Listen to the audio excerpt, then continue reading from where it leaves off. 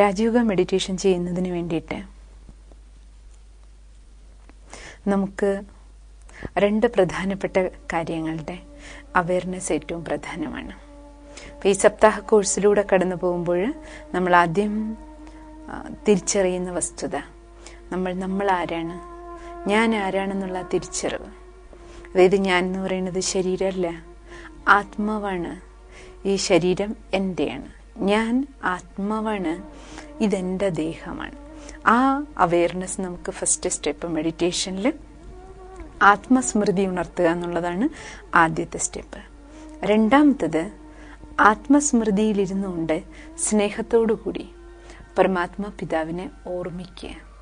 ആ ഓർമ്മയുടെ യാത്രയുടെ പേരാണ് യോഗം. യോഗാർത്ഥ ലിങ്ക്, ആരാരുമായിട്ടുള്ള കണക്ഷൻ? ആത്മാവിന് പരമാത്മാ പിതാവുമായിട്ട്, പരമാത്മാവാകുന്ന മാതാവുമായിട്ട്, ഈശ്വരനും ആയിട്ടുള്ള നമ്മുടെ ആ കണക്ഷൻ. അതാണ് രാജയോഗത്തിൽ നമുക്ക് ചെയ്യേണ്ടത്. അപ്പോൾ രാജയോഗ മെഡിറ്റേഷനിലൂടെ നമ്മൾ കടന്നു പോകുമ്പോൾ നമുക്ക് മനസ്സിലാക്കാൻ കഴിയുന്നത്, രാജയോഗം അതായത് ഈ യോഗവിദ്യയിലൂടെ എപ്പോഴാണോ നമ്മൾ ആത്മാവാണെന്നുള്ള സ്മൃതിയിലിരുന്നുകൊണ്ട് പരമാത്മ പിതാവിനെ ഓർമ്മിക്കണേ, ഈശ്വരനെ ഓർമ്മിക്കണേ, ആ ഓർമ്മയിലൂടെ നമ്മുടെ ഉള്ളിൽ നിറയുന്ന ബലം, യോഗബലം, പരമാത്മ സ്മൃതിയിലൂടെ കിട്ടുന്ന ശക്തി, ആ ഈശ്വരീയ ശക്തി കറണ്ടിന്റെ ജോലി ചെയ്യും. എങ്ങനെയാണോ കറണ്ട് ഉപകരണങ്ങളെ പ്രവർത്തിപ്പിക്കുന്നത്, അതേപോലെ നമ്മുടെ സെൻസ് ഓർഗൻസിന്റെ നിയന്ത്രണം, ഓരോ കർമ്മേന്ദ്രിയങ്ങളെ നമുക്ക് നിയന്ത്രണത്തിലേക്ക് കൊണ്ടുവരാൻ പരമാത്മ ശക്തിയാകുന്ന കറണ്ട് നമ്മളെ സഹായിക്കും. അതായത് നമുക്ക് നമ്മുടെ ശരീരത്തിലെ ഓരോ കർമ്മേന്ദ്രിയങ്ങളുടെ മേലെയും നിയന്ത്രണം കൊണ്ടുവരിക. ആ നിയന്ത്രണ ശക്തി, controlling power and ruling power, അതാണ് നമുക്ക് മെഡിറ്റേഷനിലൂടെ മെയിനായിട്ട് പ്രാപ്തമാക്കണേ. അതുകൊണ്ടാണ് ഇതിന് രാജയോഗം എന്ന് പേര് വരാൻ തന്നെ കാരണം. രാജാവിനെ പോലെ നമുക്ക് കർമ്മവും ചെയ്യുക, യോഗിയെ പോലെ നമുക്ക് നമ്മുടെ ജീവിതത്തിൽ സംയമനം പാലിക്കാൻ കഴിയുക. ഒരു യോഗിക്ക് എത്രത്തോളം ആ ഒരു സംയമനം ഉണ്ടോ, എത്രത്തോളം ശുദ്ധിയുണ്ടോ, എത്രത്തോളം ശാന്തതയുണ്ടോ, ആ ശാന്തതയിൽ ഇരുന്നുകൊണ്ട് തന്നെ കർമ്മക്ഷേത്രത്തിലെ കാര്യവ്യവഹാരങ്ങളെ നമുക്ക് എങ്ങനെ ഹാൻഡിൽ ചെയ്യാൻ പറ്റും. അതായത് രാജാവിന് മെയിനായിട്ട് വേണ്ടത് റൂളിംഗ് പവറും കൺട്രോളിംഗ് പവറാണ്. അതേപോലെ നമ്മുടെ ശരീരം ഒരു രാജ്യമായിട്ട് നമ്മൾ കണ്ടാൽ, ഈ ശരീരമാകുന്ന രാജ്യത്തിലെ രാജാവാരാണ്? ആത്മാവാണ്, അല്ലേ? അപ്പൊ ആത്മാവ് രാജാവാണ്, ഈ ശരീരത്തിലെ ഇന്ദ്രിയങ്ങള് പ്രജകളാണ്. അപ്പൊ ഈ ശരീരത്തിലെ ഇന്ദ്രിയങ്ങളാകുന്ന പ്രജകളുടെ പൂർണ്ണ നിയന്ത്രണം, അഥവാ ഈ ശാരീരിക അവയവങ്ങളുടെ മേലെ നിയന്ത്രണ ശക്തിയും അതേപോലെ റൂളിംഗ് പവറും ആത്മാവിനുണ്ടായിരിക്കണം. പക്ഷെ ഇന്നെന്ത് സംഭവിച്ചു? ജീവിതയാത്രയിൽ നമ്മൾ പുനർജന്മങ്ങൾ എടുത്തെടുത്ത് താഴേക്ക് വന്ന സമയത്ത് കാലപ്രവാഹത്തില് നമുക്ക് സംഭവിച്ചു പോയത്, ആത്മബോധം നഷ്ടപ്പെട്ടത് കാരണം ഈ കർമ്മേന്ദ്രിയങ്ങളുടെ മേലെ നമുക്ക് നിയന്ത്രണ ശക്തി ഇല്ലാതെ വന്നു. അതിന്റെ തെളിവാണ്, കണ്ണുണ്ടെങ്കിലും നമുക്ക് കാണാൻ പാടില്ലാത്തത് നമ്മൾ കാണും, കാതുണ്ടെങ്കിലും കേൾക്കാൻ പാടില്ലാത്തത് നമ്മൾ കേൾക്കും, നാവ് കൊണ്ട് പറയാൻ പാടില്ലാത്തത് പറയും, കൈകൾ കൊണ്ട് ചെയ്യാൻ പാടില്ലാത്തത് നമ്മൾ ചെയ്യും. അപ്പോൾ നമ്മൾ തന്നെ നമ്മുടെ കർമ്മേന്ദ്രിയങ്ങളെ ദുരുപയോഗപ്പെടുത്താൻ തുടങ്ങി. അപ്പൊ കർമ്മേന്ദ്രിയങ്ങളുടെ ഈ ദുരുപയോഗം അവസാനിക്കണമെങ്കിൽ എന്ത് വേണം? ഈ ദുരുപയോഗത്തെ അവസാനിപ്പിക്കണം, ഒപ്പം സദുപയോഗം ചെയ്യണമെന്നുണ്ടെങ്കിലും നമുക്ക് പവർ വേണം, ആത്മാവില് ബലം വേണം. അപ്പൊ ആത്മാവിനുള്ള ബലമാണ് പരമാത്മ സ്മൃതിയിലൂടെ നമുക്ക് കിട്ടണം. കാരണം പരമാത്മാ അഥവാ ഈശ്വരൻ സർവശക്തിവാനാണ്. അപ്പൊ ആ സർവശക്തിവാനായ ദൈവം, ആ സർവേശ്വര സ്മൃതി നമ്മുടെ ഉള്ളിലെ ബലമാണ് നിറയ്ക്കണം. അതിനെയാണ് യോഗബലം എന്ന് പറയുന്നത്. ആ യോഗബലമാണ് നമുക്ക് നമ്മുടെ നിത്യജീവിതത്തില് കാര്യക്ഷേത്രത്തിലേക്ക്, നമ്മുടെ കാര്യവ്യവഹാരങ്ങൾക്കിടയിൽ ഉപയോഗപ്പെടുന്നത്. അതാണ് മെഡിറ്റേഷന്റെ പ്രധാനപ്പെട്ട നമുക്ക് കിട്ടുന്ന ബെനിഫിറ്റ്. കാരണം ആത്മാവ് ഈ ശരീരത്തിലായിരിക്കണം. അപ്പൊ ആത്മാവിൽ എന്ത് ശക്തി നിറയണോ, ആദ്യം ആത്മാവില് നിറയണ ആ ബലം, അത് നമ്മുടെ കർമ്മേന്ദ്രിയങ്ങൾക്ക് കിട്ടണേ. അതേപോലെ ആത്മാവിന്റെ ദുർബലത എന്താണ്, വീക്ക്നെസ് എന്താണോ, അതിന്റെ റിഫ്ലക്ഷൻ നടക്കുന്നത് നമ്മുടെ തന്നെ കർമ്മേന്ദ്രിയങ്ങളിലൂടെയാണ്, നമ്മുടെ തന്നെ കർമ്മങ്ങളിലാണ്. അപ്പോൾ മെഡിറ്റേഷൻ ചെയ്യുന്നത് കൊണ്ട് നമുക്ക് ഉണ്ടാകുന്ന ബെനിഫിറ്റ്, നമ്മുടെ കാര്യക്ഷമത വർദ്ധിക്കും. നമ്മൾ ഇന്ന് 1 മണിക്കൂർ ചെയ്തിരുന്ന വർക്ക് നമുക്ക് നാളെ അരമണിക്കൂറിൽ ഫിനിഷ് ചെയ്യാൻ പറ്റും. അടുത്ത ദിവസം അതിനെ 15 മിനിറ്റ് ആക്കാൻ കഴിയും. കൂടുതൽ പെർഫെക്ഷനോടുകൂടി നമുക്ക് ചെയ്യാനും കഴിയും. അപ്പം ആ രീതിയിൽ നമ്മുടെ കാര്യക്ഷമതയെ വർദ്ധിപ്പിക്കാൻ മെഡിറ്റേഷൻ നമ്മളെ സഹായിക്കും. കാരണം മെഡിറ്റേഷനിലൂടെ ഒന്ന് ആത്മാവിൽ ബലം നിറയണം, രണ്ടാമത് നമ്മളുടെ ഏകാഗ്രത ക്രമേണ വർദ്ധിക്കാൻ തുടങ്ങും. കാരണം പരമാത്മസ്മൃതി എന്ന് പറഞ്ഞാൽ ഒന്നിലേക്കുള്ള അറ്റൻഷനാണ്. ആ ഒന്നിലേക്ക് നമ്മുടെ അറ്റൻഷൻ കണക്ഷൻ വെക്കുന്നത് കാരണം നമ്മുടെ കോൺസെൻട്രേഷൻ പവർ ഇൻക്രീസ് ആകും. ആ ഇൻക്രീസ് ആകുന്ന കോൺസെൻട്രേഷൻ പവർ നമ്മുടെ ഡേ ടു ഡേ ആക്ടിവിറ്റിയിലും ഓരോ കർമ്മത്തിലും നമ്മുടെ കോൺസെൻട്രേഷനെ വർദ്ധിപ്പിക്കും. അതിനുപരി ആത്മാവില് യോഗത്തിലൂടെ പരമാത്മാവിന്റെ ഓർമ്മയിലൂടെ നമുക്ക് ഈശ്വരനിലെ ഗുണങ്ങൾ നമ്മളിലേക്ക് ആർജിക്കാൻ കഴിയും. നമ്മൾ പറയില്ലേ, ആരുടെ കൂടെ നമ്മൾ കമ്പനി വെക്കുന്ന അവരെ പോലെയാകും. പണ്ട് പറയാറുണ്ടല്ലോ, ചങ്ങാതി നല്ലതാണെങ്കിൽ നമ്മളും അതേപോലെ ആയി മാറും. അപ്പൊ ഈശ്വരനെ ഓർമ്മിച്ച് ഈശ്വരന്റെ കമ്പനിയിലെ ഈശ്വരന്റെ കമ്പാനിയൻഷിപ്പിൽ നമ്മൾ നമ്മുടെ ജീവിതം മുന്നോട്ട് കൊണ്ടുപോകുമ്പോൾ പരമാത്മാവിന്റെ കൂട്ടുകെട്ട്, ആ ഈശ്വരന്റെ നിറം നമ്മുടെ മേലെ ചാർത്തും. ഭഗവാനിലുള്ള നിറം എന്താണ്? ഈശ്വരൻ സർവ്വഗുണങ്ങളുടെ സാഗരമാണ്, ശാന്തിയുടെ സാഗരന്, സ്നേഹത്തിന്റെ സാഗരന്, അല്ലേ, ആനന്ദത്തിന്റെ സാഗരമാണ്. അപ്പോൾ ഈശ്വരനുമായിട്ടുള്ള കണക്ഷൻ, മനസ്സിന്റെ ലിങ്ക് പരമാത്മാവുമായിട്ട് നിരന്തരം ഉണ്ടാകുന്നത് കാരണം ആ ഈശ്വരീയ ഗുണങ്ങള് നമ്മളിലേക്ക് ഫ്ലോ ആക്കുകയും നമ്മൾ ആത്മാവിലെ ആത്മീയ ഗുണങ്ങളെ ഉണർത്താൻ, ആത്മീയമായ ആ ദൈവികമായ നമ്മളിലെ ക്വാളിറ്റീസ്, ആ ദൈവിക ഗുണങ്ങളെ എമർജ് ചെയ്യാൻ പരമാത്മാവുമായിട്ടുള്ള കണക്ഷൻ ലിങ്ക് നമ്മളെ സഹായിക്കും. അത് മാത്രമല്ല, നമുക്കറിയാം നമ്മുടെ ഇന്നത്തെ ജീവിതം നമ്മൾ നോക്കിക്കഴിഞ്ഞാലേ നമുക്ക് ജീവിതത്തില് 2 ഭാഗമാണ്. ഒന്ന് നമ്മുടെ സെൽഫ്, രണ്ടാമത് നമ്മൾ ഡിപ്പെൻഡ് ചെയ്തിട്ടുള്ള മറ്റ് കാര്യങ്ങള്, കടമകള്, മറ്റ് കാര്യനിർവഹണ കാര്യങ്ങള്. അപ്പൊ ഇത് രണ്ടും കൂടെ ഇത് രണ്ടും ഒപ്പം പോണം. അപ്പോൾ നമുക്കിത് രണ്ടും ഒരുമിച്ച് കൊണ്ടുപോകും. ഒന്ന് നമ്മുടെ കർമ്മം, മറ്റൊന്ന് നമ്മുടെ ധർമ്മം. അപ്പോൾ ധർമ്മവും കർമ്മവും നമുക്ക് ബാലൻസ് ചെയ്ത് പോകണം.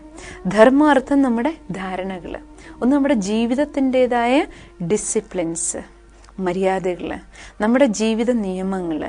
അപ്പൊ അതില് നമുക്ക് ആ ധർമ്മത്തിലൂടെ ചരിക്കുകയും വേണം, ഒപ്പം തന്നെ നമ്മുടെ കർമ്മം ധർമ്മത്തിലിരുന്നുകൊണ്ട് നമുക്ക് നിർവഹിക്കുകയും വേണം. അതിനാണ് രാജയോഗ മെഡിറ്റേഷൻ നമ്മളെ സഹായിക്കുന്നത്. അതായത് ധർമ്മത്തിലിരുന്ന് കർമ്മം ചെയ്യാനായിട്ട് നമ്മളെ പ്രാപ്തനാക്കുകയാണ്. ഇപ്പൊ എന്ത് സംഭവിച്ചു? ആത്മാവ് ശരീരം എടുത്ത് നാടകശാലയിൽ വന്ന് നാടകം കളിച്ച് സംഭവിച്ചു പോയത് എന്താണ്? നമ്മൾ ധർമ്മത്തിൽ നിന്ന് വ്യതിചലിച്ചു. നാടകം കളിക്കാൻ ആരംഭിച്ചപ്പോ ആത്മാവ് അതിന്റെ സ്വധർമ്മത്തിൽ ഇരുന്നാണ് കർമ്മം ചെയ്തിരുന്നത്. ആത്മാവിന്റെ സ്വധർമ്മം എന്താണ്? ശാന്തി, ശുദ്ധി, സത്യത, സ്നേഹം, അറിവ്, ശക്തി, ആനന്ദം, സന്തോഷം. ആ സ്വധർമ്മത്തിൽ ഇരുന്നുകൊണ്ട് നമ്മൾ നമ്മുടെ കർമ്മം ചെയ്തു. സത്യത്രൈദേകത്തിലെ കർമ്മം അങ്ങനെയായിരുന്നു, സ്വധർമ്മത്തിൽ ഇരുന്നുകൊണ്ടാ കർമ്മം ചെയ്തത്. പക്ഷേ ദ്വാപരയുഗം മുതൽ എന്ത് ചെയ്തു? നമ്മൾ സ്വധർമ്മത്തിൽ നിന്ന് വ്യതിചലിച്ചു, പരധർമ്മത്തിലേക്ക് വന്നു. ഞാൻ ആത്മാവാണെന്നുള്ള ബോധം പോയി, ആത്മീയ ഗുണങ്ങളും ശക്തികളിലും അതിൻ്റെ സ്മൃതി നമ്മളിൽ നിന്ന് മെല്ലെ മെല്ലെ ഇല്ലാണ്ടാകുകയും ശരീരബോധത്തിലേക്ക് വരികയും ചെയ്തു. അപ്പൊ ദേഹബോധത്തിലേക്ക് വന്നതിന്റെ ഫലമായിട്ട് എന്തായി? ദൈവിക ഗുണങ്ങളുടെ സ്ഥാനത്ത്, ആത്മീയ ഗുണങ്ങളുടെ സ്ഥാനത്ത് ശരീരബോധം നമുക്ക് സമ്മാനിച്ചത് അവഗുണങ്ങളാണ്, ദുർഗുണങ്ങളാണ്, ദുശീലങ്ങളാണ്, ദുസ്വഭാവങ്ങളാണ്. അത് എമർജ് ആകാൻ തുടങ്ങി. അപ്പൊ എന്തായി? ധർമ്മത്തിൽ നിന്ന് വ്യതിചലിച്ചു. അപ്പൊ ധർമ്മത്തിൽ നിന്ന് വ്യതിചലിച്ചിട്ട് നമ്മൾ കർമ്മം ചെയ്യാൻ തുടങ്ങി. അപ്പോഴാണ് നമ്മുടെ കർമ്മങ്ങൾ ഭ്രഷ്ട കർമ്മങ്ങളാകാൻ തുടങ്ങി. ഭ്രഷ്ടാചാരിത അപ്പോഴാണ് ജീവിതത്തിലേക്ക് കടന്നു വരാൻ തുടങ്ങി. പാപകർമ്മം, വികർമ്മങ്ങള്, അതാണ് കർമ്മ ഭ്രഷ്ട് എന്ന് പറഞ്ഞാൽ അർത്ഥം. ഭ്രഷ്ട് കർമാർത്ഥം അതാണ്. അതായത് ചെയ്യാൻ പാടില്ലാത്ത കാര്യങ്ങൾ നമ്മൾ ചെയ്യാൻ തുടങ്ങി. വിലക്ക് കൽപ്പിച്ചത് ഏതാണോ, മനുഷ്യൻ തന്റെ ജീവിതത്തിൽ ചെയ്യാൻ പാടില്ലാത്തത്, ഈ നാടകശാലയിൽ നാടകം കളിക്കുന്ന സമയത്ത് നാടകത്തിന്റെ നിയമത്തിന് വിരുദ്ധമായി വിധേയമായി ജീവിക്കേണ്ട നമ്മൾ വിരുദ്ധമായ കർമ്മങ്ങൾ ചെയ്യാൻ തുടങ്ങി. അതാണ് സംഭവിച്ചത്. അപ്പൊ മെഡിറ്റേഷൻ, രാജയോഗ മെഡിറ്റേഷൻ, ഭഗവാൻ നമ്മളെ പഠിപ്പിക്കുന്ന ഈ യോഗവിദ്യയിലൂടെ വീണ്ടും നമ്മൾ ധർമ്മത്തിലേക്ക് തിരിച്ചു വരാനും കർമ്മം ചെയ്യാനും പ്രാപ്തരാക്കുകയാണ്. സ്വധർമ്മത്തിലിരുന്ന് എങ്ങനെ കർമ്മം ചെയ്യാം, അതിനുള്ള ബലം നമ്മുടെ ധാരണകളെ ഊട്ടി ഉറപ്പിക്കുക, അതാണ് ആദ്യം വേണ്ടത്. അതായത് ഞാൻ ആത്മാവാണ്, അതാണ് ഫസ്റ്റ് ധാരണ. ആദ്യം ആ ധർമ്മത്തിലേക്ക് നമുക്ക് വരണം. കാരണം എന്താ, ശരീരമാണെന്നുള്ള ബോധത്തില് ആണ് നമ്മളിപ്പോൾ ഇരിക്കണത്. അതിൽ നിന്ന് ഞാൻ ആത്മാവാണെന്നുള്ള സ്വധർമ്മത്തിലേക്ക് നമുക്ക് വരണം. പിന്നീട് ആത്മാവിന്റെ ധർമ്മം ഏതാണ്? ആത്മാവിന്റെ ധർമ്മം ശാന്തിയാണ്. ശാന്തി സ്വധർമ്മത്തിൽ ഇരുന്നുകൊണ്ട് കർമ്മേന്ദ്രിയങ്ങളെ കൊണ്ട് നമ്മൾ കർമ്മം ചെയ്യുമ്പോഴേ നമുക്ക് ധർമ്മത്തിലിരുന്ന് കർമ്മം ചെയ്യുന്നു എന്ന് പറയാൻ കഴിയില്ല. അപ്പൊ മെഡിറ്റേഷൻ നമ്മളെ നമ്മുടെ സ്വധർമ്മത്തിലേക്ക് തിരിച്ചു കൊണ്ടുവരികയാണ്. മെഡിറ്റേഷന്റെ ഫസ്റ്റ് സ്റ്റെപ്പ് അതാ, സ്വധർമ്മത്തിലിരിക്കുക. ആത്മാവാണെന്നുള്ള സ്മൃതി, പിന്നെ ആത്മാവിന്റെ ഗുണങ്ങൾ. ഞാൻ ശാന്ത സ്വരൂപാത്മാവാണ്, അതാണ് എൻ്റെ ധർമ്മം. ഞാൻ സ്നേഹസ്വരൂപാത്മാവാണ്, അതാണ് എൻ്റെ ധർമ്മം. ഞാൻ ശക്തി സ്വരൂപനാണ്, അതാണ് എൻ്റെ സ്വധർമ്മം. അപ്പോൾ ആ രീതിയിൽ ആത്മാവിന്റെ ഗുണങ്ങൾ എന്തെല്ലാമാണോ ആ ഗുണങ്ങളുടെ സ്മൃതി ഉണർത്തി ആ ധർമ്മത്തെ നമ്മുടെ ധാരണയാക്കി, ജീവിത ധാരണയാക്കി മാറ്റി ആ ധർമ്മത്തിലിരുന്നുകൊണ്ട് പിന്നെ ഈ കർമ്മേന്ദ്രിയങ്ങളിലൂടെ നമുക്ക് കർമ്മം ചെയ്യാൻ പറ്റും. അതുകൊണ്ടാണ് ഇതിനെ പ്രായോഗിക ധ്യാനം എന്ന് പറയുന്നത്. രാജയോഗ മെഡിറ്റേഷൻ പ്രായോഗിക ധ്യാനമാണ്. കാരണം ധർമ്മത്തിലിരുന്ന് കർമ്മം ചെയ്യാൻ മാനവനെ പ്രാപ്തനാക്കുകയാണ്. നമുക്ക് മെഡിറ്റേഷൻ ചെയ്യുന്ന സമയത്ത് രാജാവിനെ പോലെ നമുക്ക് നമ്മുടെ കർമ്മവും ചെയ്യാൻ പറ്റണം, യോഗിയെ പോലെ ശുദ്ധമായൊരു ജീവിതവും നമുക്ക് ജീവിക്കാനുള്ള ഒരു ബാലൻസിങ്. ഇതിന് രണ്ടിന്റെയും കൂടെ ബാലൻസിങ്, അതായത് ഭൗതികതയുടെയും ആധ്യാത്മികതയുടെയും ഒരു ബാലൻസിങ് എങ്ങനെയാണ് നമുക്ക് കൊണ്ടുപോകാൻ പറ്റുക? കാരണം നമ്മൾ മനുഷ്യരെന്ന് പറഞ്ഞാൽ ആത്മാവും ശരീരവും ചേർന്നതാണ്. അപ്പൊ ആധ്യാത്മികതയുടെയും അതേപോലെ ഭൗതികതയുടെയും ബാലൻസിങ് ഒപ്പം നിലനിർത്തി കൊണ്ടുപോകുമ്പോൾ മാത്രമേ നമുക്ക് നമ്മുടെ ജീവിതത്തെ അർത്ഥപൂർണമാക്കി മാറ്റാൻ കഴിയുകയുള്ളൂ. അവിടെയാണ് രാജയോഗ മെഡിറ്റേഷനും ഈശ്വരീയ ജ്ഞാനവും നമ്മളെ സഹായിക്കണം. അപ്പോൾ ഈശ്വരീയ വിശ്വവിദ്യാലയത്തിലൂടെ ഭഗവാൻ നമുക്ക് നൽകിക്കൊണ്ടിരിക്കുന്ന ഈ ഈശ്വരീയ ജ്ഞാനം, ഭഗവാൻ പ്രദാനം ചെയ്യുന്ന ഈ യോഗവിദ്യ, ഇത് ഒരു മനുഷ്യന് നമ്മളെ പഠിപ്പിക്കാൻ പറ്റില്ല. കാരണം ഭഗവാന് മാത്രമേ നമുക്ക് ഈ പഠിപ്പ് തരാൻ കഴിയുള്ളൂ. ഇവിടെ ഈശ്വരനാണ് നമ്മുടെ ടീച്ചർ. പരമാത്മ ടീച്ചറായിട്ട് നമ്മളെ ഈ യോഗവിദ്യ പഠിപ്പിക്കുകയാണ്. മെഡിറ്റേഷൻ ചെയ്യുന്ന സമയത്ത് നമുക്ക് വേണ്ടത് ആദ്യം ജ്ഞാനമാണ്. ജ്ഞാനം കൊണ്ട് നമ്മുടെ മനസ്സ്, ബുദ്ധി നിറയണം. ബുദ്ധിയാകുന്ന സഞ്ചിയിൽ ഈ ജ്ഞാനരത്നങ്ങൾ എത്രത്തോളം നിറച്ചു വെക്കുന്നു, ജ്ഞാനമാണ് ഫൗണ്ടേഷൻ മെഡിറ്റേഷന്റെ. ഏത് ജ്ഞാനം? ആദ്യം വേണ്ടത് ആത്മജ്ഞാനം. ഞാൻ ആരാണ്? ഞാൻ ആത്മാവാണ്. ഞാൻ എങ്ങനെയുള്ള ആത്മാവാണ്? ഞാൻ ശാന്ത സ്വരൂപാത്മാവാണ്. ഞാൻ ആരുടേതാണ്? ഞാൻ പരമാത്മ സന്താനാണ്, ഈശ്വരീയ സന്താനമാണ് ഞാൻ. പരമാത്മ എനിക്ക് മാതാപിതാവാണ്. ഭഗവാൻ സർവശക്തിവാനാണ്, ആ സർവശക്തിവാന്റെ സന്താനമാണ് ഞാൻ. അടുത്തത്, ഞാൻ എവിടെ നിന്നാ വന്നേ? ആത്മാവായ എൻ്റെ വീട് എവിടെയാ? ആത്മലോകം നീലാകാശത്തിനും അപ്പുറമാണ്, സൂക്ഷ്മലോകത്തിനും അപ്പുറമാണ് ബ്രഹ്മലോകം. ആ കവി നിറം കലർന്ന നിശബ്ദതയുടെ ലോകമാണ് എൻ്റെ വീട്. അവിടെ ഞാൻ ശാന്തി സ്വധർമ്മത്തിലിരുന്നതാണ്. ആ തിരിച്ചറിവ്. ശാന്തിയുടെ സാഗരനാണ് എൻ്റെ പിതാവ്, അച്ഛൻ. ഭഗവാൻ ശാന്തിയുടെ സാഗരനാണ്, സ്നേഹത്തിന്റെ സാഗരനാണ്. ആ സാഗര സമാന ഗുണങ്ങളും ശക്തികളുമുള്ള സർവേശ്വരന്റെ സന്താനമാണ് ഞാൻ. ആ ഒരു തിരിച്ചറിവ്, അവബോധം, ആ അവബോധത്തിൽ ജീവിക്കുമ്പോൾ നമുക്കുണ്ടാകുന്ന അനുഭൂതി, ആ ദിവ്യ അനുഭൂതിയാണ് മെഡിറ്റേഷന്റെ പ്രാപ്തി എന്ന് പറയുന്നത്. കാരണം ആത്മാവിനെ നമുക്ക് ഈ കണ്ണുകൊണ്ട് കാണാൻ പറ്റില്ല. ആത്മാവിന്റെ സാന്നിധ്യം, അതായത് ഈ ദേഹം വേറെയാണ്, ഞാൻ വേറെയാണ്, അത് ആ ഫീലിങ്സ് ആണ് നമുക്ക് കിട്ടുക മെഡിറ്റേഷൻ ചെയ്യുമ്പോൾ. അതേപോലെ പരമാത്മാവിനെ നമുക്ക് ഈ കണ്ണുകൊണ്ട് കാണാൻ പറ്റണില്ല. പക്ഷെ ഭഗവാൻ ആ പരമ ജ്യോതി സ്വരൂപനാണ് സർവേശ്വരൻ. ആ ജ്യോതിസിന്റെ സാന്നിധ്യം നമുക്ക് ഫീൽ ചെയ്യാൻ കഴിയും. ആ ഫീലിംഗ് ആണ് ഏറ്റവും പ്രധാനം. സർവശക്തിവാന്റെ ഓർമ്മ നമുക്ക് സുഖം തരും, ശക്തി നൽകാം, സ്നേഹത്തിന്റെ വൈബ്രേഷൻസ് നൽകും. അപ്പൊ ആ വൈബ്രേഷൻസ് ക്യാച്ച് ചെയ്യാൻ നമ്മൾ നമ്മുടെ മനസ്സിനെ പാകപ്പെടുത്തുക, തയ്യാറാക്കുക. അതാണ് മെഡിറ്റേഷന്റെ ആദ്യത്തെ സ്റ്റെപ്പ്. ഫസ്റ്റ് സ്റ്റെപ്പിൽ നമ്മളെ തയ്യാറാക്കുക. എങ്ങനെ തയ്യാറാക്കണം? ശരീരമാണെന്നുള്ള ബോധത്തിൽ നിന്ന് ആത്മബോധത്തിലേക്ക് വരണം. അതാണ് പ്രിപ്പറേഷൻ. ആ പ്രിപ്പറേഷൻ ഫസ്റ്റ് നമുക്ക് ചെയ്യണം. പക്ഷെ ഈ പ്രിപ്പറേഷൻ നമ്മൾ എങ്ങനെ ചെയ്യും? ശരീരബോധത്തിൽ ഓടി നടക്കുന്ന നമുക്ക് ആത്മാവാണെന്നുള്ള ബോധത്തിലേക്ക് തിരിച്ചു വരണമെന്നുണ്ടെങ്കിൽ ജ്ഞാനം, ആത്മജ്ഞാനം ഫസ്റ്റ് അതാ നമുക്ക് വേണ്ടേ. ജ്ഞാനം ഉള്ളിലേക്ക് പോകുമ്പോൾ നമ്മുടെ കോൺഷ്യസ്നെസ്, അവബോധം, നമ്മുടെ ബോധമണ്ഡലം, അതായത് വിസ്ഡം നമ്മുടെ വർക്ക് ചെയ്യാൻ ആരംഭിക്കണം. നോളജ് ഉള്ളിലേക്ക് പോയിട്ട് വിസ്ഡം നമ്മുടെ പ്രവർത്തിക്കണം. ആ വിവേകം നമുക്ക് വിവേകശാലിയാക്കി നമ്മളെ മാറ്റണം. ജ്ഞാനം നമ്മളെ വിവേകശാലിയാക്കണം. പണ്ട് നമ്മൾ എന്താ വിചാരിച്ചിരിക്കുന്നത്? ഞാൻ എന്ന് പറയുന്നത് ശരീരമാണ്. എൻ്റെ ശരീരത്തിലൊരു ആത്മാവുണ്ട്. ഈ ബോധതലത്തിൽ നമ്മൾ ഇത്രയും കാലം കടന്നു. ആത്മാവുണ്ടെന്നറിയാം, പക്ഷെ നമ്മുടെ ശരിയായ വിസ്ഡം വർക്ക് ചെയ്തിരുന്നില്ല. അതായത് ഞാൻ ആത്മാവാണ്, ഇതെന്റെ ശരീരമാണ്.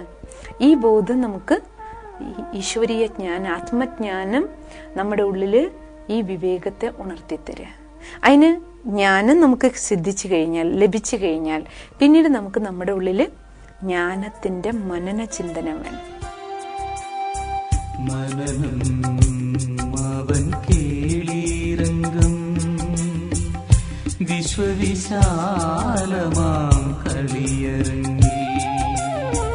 മനനം അവൻ കേളീരംഗം വിശ്വവിശാലമാം കളിയരങ്ങി. അതിരേതുമില്ല കളിത്തട്ടി ജ്ഞാനത്തിൻ പന്തുമായി കളിക്കുന്നു യോഗി, രാജയോഗി.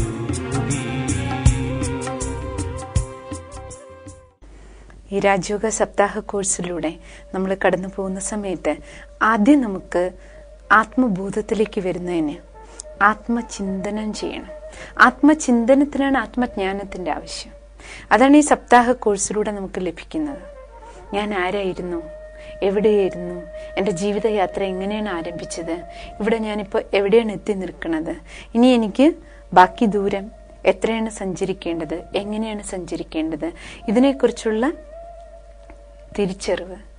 ആ തിരിച്ചറിവ് അവബോധം ഉണ്ടാക്കി ആ ബോധതലത്തിൽ ഇരുന്നുകൊണ്ട് നമുക്ക് ആ തിരിച്ചറിഞ്ഞ കാര്യങ്ങളുടെ അനുഭവം ചെയ്യാം. അതാണ് മെഡിറ്റേഷൻ. ജ്ഞാനത്തിലൂടെ നമുക്ക് അറിവ് കിട്ടി, മനസ്സിലാക്കിയ കാര്യങ്ങളെ. പക്ഷെ ആധ്യാത്മിക ജ്ഞാനമാണ്. ഈ ആധ്യാത്മിക ജ്ഞാനത്തിന്റെ പ്രൂഫ് എന്ന് പറഞ്ഞാൽ നമ്മുടെ അനുഭവമാണ്. ആത്മാവ് ഈ ശരീരത്തിലുണ്ട്, നമുക്ക് കാണാൻ കാണിച്ചു കൊടുക്കാൻ പറ്റില്ല. പക്ഷെ ഞാൻ ആത്മാവാണ്, ആത്മാവിന്റെ ബോധം, ആത്മാവ് എൻ്റെ ശരീരത്തിലുണ്ട്, ആ സാന്നിധ്യം ഫീൽ ചെയ്യാൻ നമുക്ക് കഴിയും. ആ ഫീലിംഗ് നമുക്കുണ്ടാക്കിയെടുക്കുക.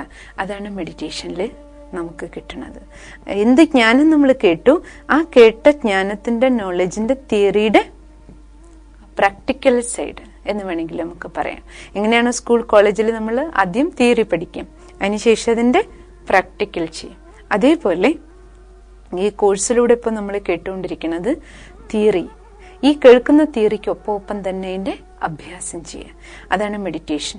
അത് ആത്മാവിനെ കുറിച്ചാകട്ടെ, പരമാത്മാവിനെ കുറിച്ചാകട്ടെ, ഈശ്വരനെ ആണെങ്കിലും നമുക്ക് ഈ കണ്ണുകൊണ്ട് കാണാൻ പറ്റില്ലല്ലോ. ഈശ്വരന്റെ സാന്നിധ്യം അനുഭവിക്കാൻ കഴിയും. ആ അനുഭൂതി, ആ വൈബ്രേഷൻസ്, ആ തരംഗങ്ങള് നമുക്ക് അനുഭവം ചെയ്യാൻ പറ്റുന്നതാണ്. പക്ഷെ ആ തരംഗങ്ങൾ അനുഭവം ചെയ്യാൻ നമ്മുടെ കണക്ഷൻ പ്രോപ്പർ ആയിരിക്കണം. സാധാരണ ഇലക്ട്രിസിറ്റി കടത്തി വിടുമ്പോൾ നിങ്ങൾ കണ്ടിട്ടുണ്ടാവും, ഇലക്ട്രീഷ്യന്മാര് 2 വയറുകൾ തമ്മിൽ കൂട്ടിച്ചേർക്കുന്ന സമയത്ത് കറണ്ട് പാസ് ചെയ്യണമെങ്കിൽ വയറുകളുടെ ലിങ്ക് പ്രോപ്പർ ആകണം. അപ്പൊ വയറുകളുടെ ലിങ്ക് പ്രോപ്പർ ആകണം എന്നുണ്ടെങ്കിൽ സാധാരണ ആ വയറിന്റെ മുകളിലുള്ള ഇൻസുലേഷൻ പേപ്പർ മാറ്റിയിട്ട് അതിൻ്റെ ഉള്ളിലുള്ള ചെമ്പുകമ്പികൾ ചേർത്ത് കെട്ടാറുണ്ട്.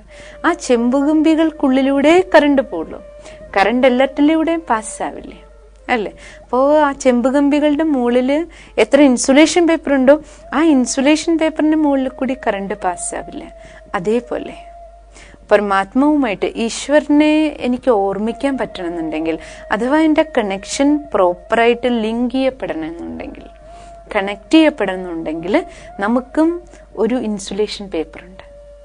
ആ ഇൻസുലേഷൻ പേപ്പറാണ് ഞാൻ ഈ ദേഹമാണെന്നുള്ള വിചാരം, ബോധം.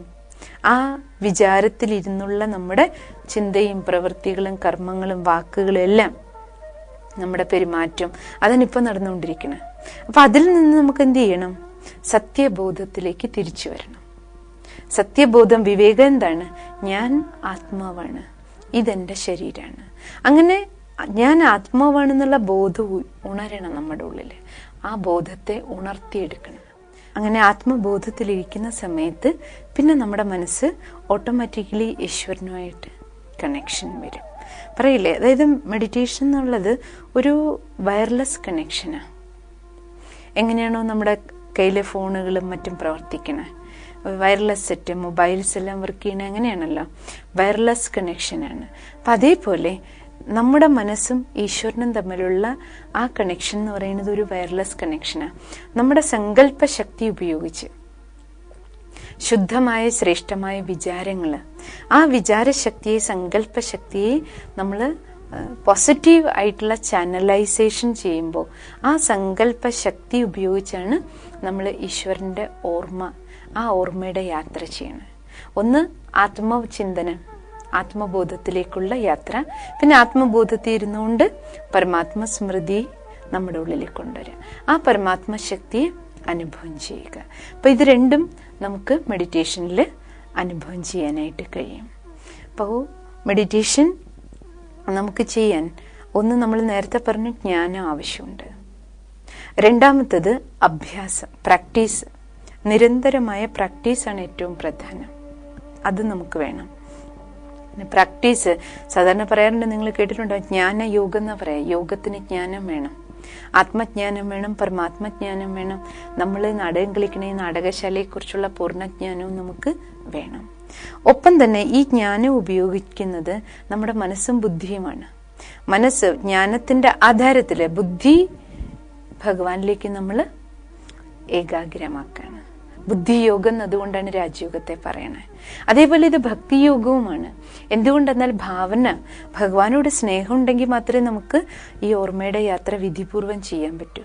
കാരണം ഭാവനയാണ് ഏറ്റവും പ്രധാനം ഭഗവാനെ പ്രതി വേണ്ടത്. പക്ഷെ വെറും ഭാവന പോരാ, ജ്ഞാനയുക്ത ഭാവന വേണം. അതിനാണ് ആദ്യം ജ്ഞാനം വേണ്ടത്.